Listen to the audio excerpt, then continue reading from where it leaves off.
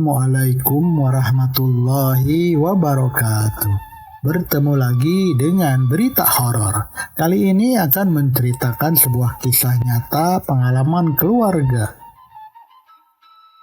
tentang seseorang yang mengobati karena santet, yang diambil dari kisah Kaskus ID Autokoplak. Ini adalah kelanjutan dari bagian 3 sebelumnya. Buat yang baru bergabung bisa baca dulu bagian 1 dan 3 lewat link di deskripsi di bawah ini. Santet. 2 hari berlalu semenjak obrolan tengah malam di rumah Kang Asep, kehidupan kembali normal. Walaupun saya belum mengerti standar yang dikatakan normal itu seperti apa. Teh Rati kembali pulih. Kang Asep sedikit demi sedikit kembali menjalankan usahanya yang 1 bulan ke belakang sempat terpuruk. Untuk penjagaan agar tak ada yang kembali lagi mengganggu Teh Rati, Bapak melakukan upacara adat yang dinamakan Numbal Imah. Numbal Imah ini semacam kebudayaan lama yang masih ada di kampung saya. Biasanya dilakukan ketika sebuah rumah baru berdiri atau keluarga yang akan pindah ke rumah baru. Menurut kepercayaan penduduk di kampung saya, hal ini dilakukan sebagai tolak bala agar rumah tersebut terhindar dari mara bahaya dan gangguan hal-hal yang tak kasat mata. Numbal Imah bukan sebuah upacara besar dengan ritual yang aneh-aneh. Hanya menancapkan 4 bambu kuning dengan panjang sekitar 10 cm di 4 penjuru rumah. Setelah itu dilakukan syukuran dengan mengundang para tetangga untuk melakukan pengajian dengan diakhiri acara makan-makan.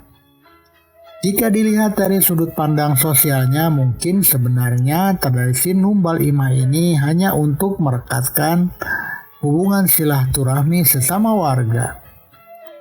Jangan terlalu berpikir negatif. Kami hanya menjalankan tradisi, menghormati warisan filosofi hidup leluhur terdahulu kami. Karena apapun upacara yang dilakukan hanyalah sebuah upacara. Ketentuan kita serahkan dan kembalikan pada Sang Pencipta. Yang bagi umat Islam seperti kita yaitu Allah Subhanahu wa Ta'ala. Saya kira semuanya akan baik-baik saja, namun ternyata manusia memang tak lepas dari masalah. Hingga akhirnya teror yang dialami Kang Asep kini pindah ke keluarga saya. Yang pertama kali menyadari bahwa keluarga kami sedang diganggu adalah ibu. Ibu bercerita kepada saya sebelum akhirnya dia juga bercerita kepada bapak tentang hal-hal aneh yang dialaminya. Kejadian itu diawali ketika kami sedang bakar-bakar sate ayam. 4 ekor ayam broiler dikirim paman saya yang baru saja panen di peternakannya. Sekitar jam 10 malam, keluarga saya masih belum tidur.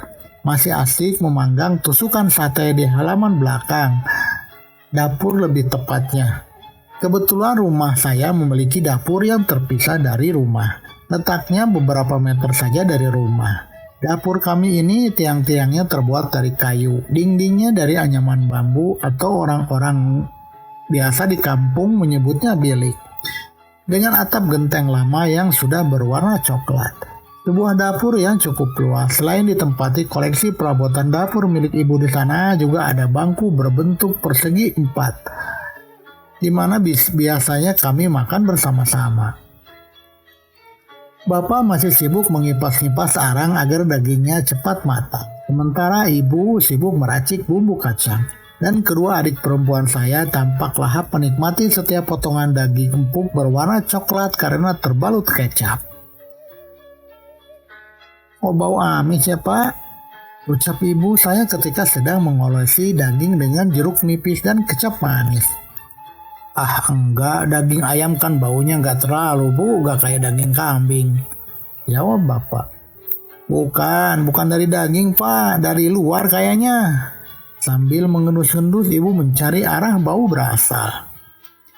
Karena mendengar ucapan ibu, kami semua ikut mengendus. Tapi jujur kami semua tak mencium bau apapun. Mungkin karena penasaran ibu keluar mencari sumber bau berasal. Saat keluar, ibu melihat sepasang mata hijau terlihat di bawah pohon rambutan tapak sedang mengawasi. Awalnya dia tidak curiga dan menduga itu seekor kucing, karena mata kucing akan bercahaya di tempat gelap. Mungkin karena ibu kasihan atau mungkin hanya ingin berbagi rezeki saja, ibu melambai-lambaikan satu tusuk sate sambil memanggil-manggil yang ia kira seekor kucing. "Pus, pus, ini pus!" seru ibu. Tapi tampaknya sosok mata itu tak pernah bergeming dengan ajakan ibu saya. Terus menatap tanpa berkedip sedikit pun. Kesal karena panggilnya tidak dihiraukan, ibu melemparkan satu tusuk sate ke arah sepasang mata tersebut. Tapi masih tetap tidak bergerak sedikit pun. Ibu merasa takut sebenarnya, namun dia lebih memilih diam. Kemudian masuk lagi ke dapur melanjutkan aktivitasnya tanpa membicarakannya dengan kami. Kejadian itu berulang ketika ibu bangun jam 4 subuh, hendak pergi ke dapur membersihkan sisa acara bakar-bakar semalam. Maklum di kampung saya biasanya para ibu bangun lebih pagi dibanding anak-anak dan suaminya. Tujuannya untuk menyiapkan sarapan dan bekal yang hendak dibawa suaminya pagi-pagi ke ladang. Tahrim belum berkumandang di masjid, tapi ibu sudah terbangun karena sudah terbiasa. Ketika hendak membuka pintu belakang rumah, sekelebat seperti ada orang yang berlari persis di depan ibu. Ibu merasa kaget dan sedikit ketakutan. Melihat ke kiri dan ke kanan untuk memastikan bahwa yang dialaminya barusan bukan delusi atau imajinasi, karena belum sadar dari tidurnya. Namun nihil, tak ada seorang pun yang ibu lihat. Ia mencoba meyakinkan diri bahwa barusan nyata. Bahkan dia merasakan hembusan angin yang barusan lari dan getaran dari tanahnya juga terasa nyata. Ketika berjalan menuju dapur dan hendak membuka pintunya, ibu teringat kembali kejadian tadi malam saat melempar setusuk sate ke arah pohon rambutan. Maka dengan refleks dia kembali mengecek pemandangan pohon rambutan tersebut. Dan apa yang dilihat? Pasang mata itu masih ada, berwarna hijau, tampak bulat dan tak berkedip sedikit pun. Setelah masuk ke dapur, ibu mengambil korek api. Dia mencoba menyalakan tungku kayu untuk memasak. Tapi perasaan itu tak bisa dibohongi. Kaki ibu katanya gemetar, bulu kuduknya merinding. Bayangan sepasang mata hijau itu selalu menempel di kepalanya. Sekedar info, entah benar atau bohong, katanya kalau bulu kuduk kita merinding karena ketakutan itu karena ada makhluk astral yang sedang berada di dekat kita.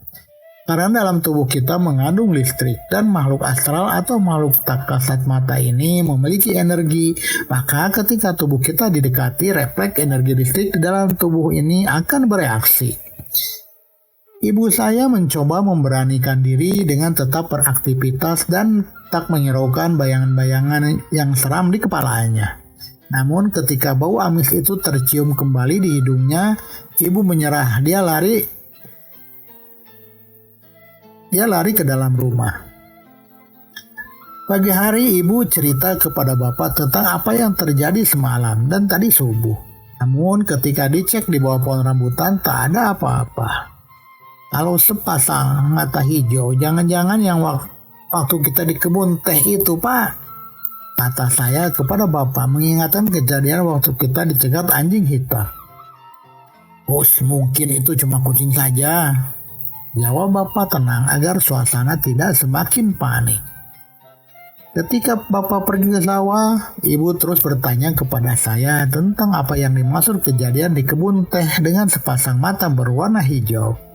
Tapi saya mengerti maksud bapak. Jika saya menceritakan apa yang terjadi peristiwa itu, ibu tak akan berani lagi bangun subuh untuk masak. Dan bisa kacau balau nantinya. Ibu saya itu orangnya gampangan panik. Untuk sekedar menenangkan hati ibu, maka saya memasang lampu di bawah pohon rambutan yang jaraknya beberapa meter dari dapur kami. Lampu bulat berwarna kuning dengan daya 5 watt rasanya cukup untuk mengusir lagi kekhawatiran ibu. Maklum letak antara rumah kami dengan tetangga sedikit renggang, dipisahkan oleh kebun pisang yang gelap gulita kalau malam hari. Namun rupanya teror belum berhenti sampai di situ. Menurut ibu menjelang malam ia merasa ingin buang air kecil, maka ia bergegas pergi meninggalkan tempat tidurnya. Mata masih dalam keadaan sepet, pikiran ngantuk antara sadar dan tidak sadar ketika ibu berdiri di kamar mandi dan melihat ke arah jendela kaca kecil. Di luar sana ia melihat seorang wanita berdiri persis menatap ke arahnya dan wajah penuh amarah.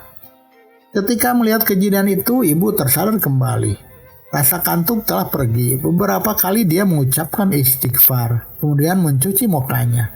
Walaupun merasa takut, ibu kembali melihat ke arah jendela kaca kecil di kamar mandi untuk memastikan bahwa barusan bukan mimpi. Dan wanita itu masih berdiri mengenakan kebaya putih dengan balutan kain batik di bawahnya. Berkerudung putih pula, tapi rambutnya tergerai ke depan.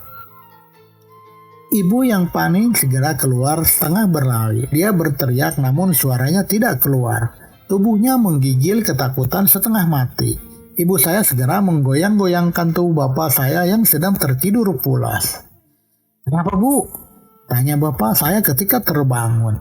Ibu saya tidak berbicara, wajahnya pucat dengan pipi dibanjiri air mata. Dia hanya menunjuk-nunjuk keluar dengan tangan yang bergetar. Bapak yang mengira ada maling sontak bangun dan berlari keluar membuka pintu. Namun nihil, tak ada siapapun di luar rumah, sepi dan sunyi. Hanya terdengar suara jangkrik dari kebun pisang sebelah dan semilir angin malam yang membuat tubuh menggigil. "Kenapa, Bu? Bu, nyebut di sekitar, Bu." Bapak menguncang-guncangkan tubuh ibu karena dia menangis karena ketakutan. Saya duduk di samping ibu mengusap-usap bahunya mencoba menenangkan. Adik perempuan saya yang masih berumur 10 tahun terbangun dan kemudian membuatkan ibu teh manis.